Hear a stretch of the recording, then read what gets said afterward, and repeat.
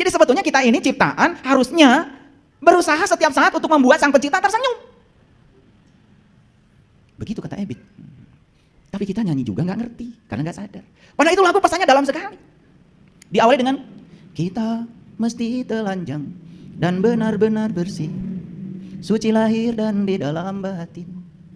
Tengoklah ke dalam sebelum bicara, singkirkan debu yang masih melekat. Singkirkan debu yang masih melekat. Kenapa? Kita ini kan inginnya menggunakan Allah untuk membuat kita tersenyum. Bukan membiarkan diri kita dipakai Allah supaya Allah tersenyum. Makanya Nabi Musa ditegur sama Allah. Ini hadis kursi yang paling saya kagumi. Saya ulang-ulang di setiap kajian saya. Hai Musa, kenapa ketika aku sakit, engkau tidak menjenguk aku?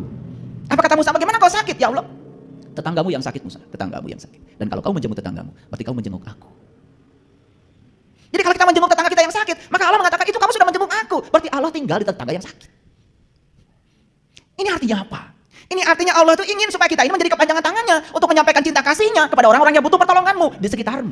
Lucu bukan? Allah yang gaib disembah terus, tetapi tetangga kita yang kelaparan kita tidak pedulikan. Anak-anak yang putus sekolah tidak kita pedulikan. Lihat anak kita sepatunya bagus, sepatu anak tetangga itu sudah compang-camping, kita tidak mau membelikan. Tetapi kita selama ini mengatakan diri seakan-akan paling soleh. Padahal soleh seseorang itu dilihat dari apa? Kepekaan dia terhadap lingkungan. Malam-malam saya lewat jalan, apa itu? Profesor Sutami itu. Yang Setrasari itu.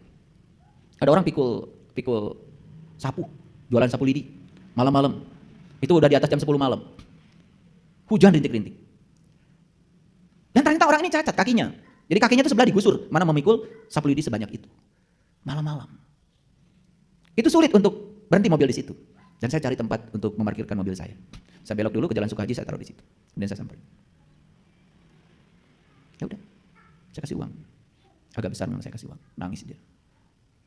Dan ketika dia menangis, yang meluap-luap di sini adalah kebahagiaan saya yang luar biasa. Jadi ternyata bahagia yang meluap-luap itu sesederhana itu. Ketika kita peka pada orang lain yang kemudian berhenti dan kemudian kita memberi kasih yang besar. Bahkan di Quran dikatakan tidak disebut memberi kalau kamu belum bisa memberi yang kamu cinta. Kalau kita memberi yang sudah tidak terpakai di kita, itu bukan memberi, bukan suatu pemberian. Kalau kalian ngasih 2.000, 5.000, karena itu sudah tidak terpakai oleh kamu, bukan pemberian itu. Itu membuang sampah sebetulnya. Sama seperti kamu punya makanan banyak di rumah dan kemudian setelah kamu kenyang, kamu kasih sisanya kepada tetangga. Itu bukan pemberian. Niatkan dari awal. Saya masak banyak karena saya ingin berbagi dengan tetangga. Biar mereka kebagian. Tapi kalau kita niatnya supaya kenyang perut kita. Kalau ada sisa kita bagi kepada mereka. Bukan pemberian. Dan kita selama ini membungkus pemberian kita seakan-akan dengan kedermawanan kita.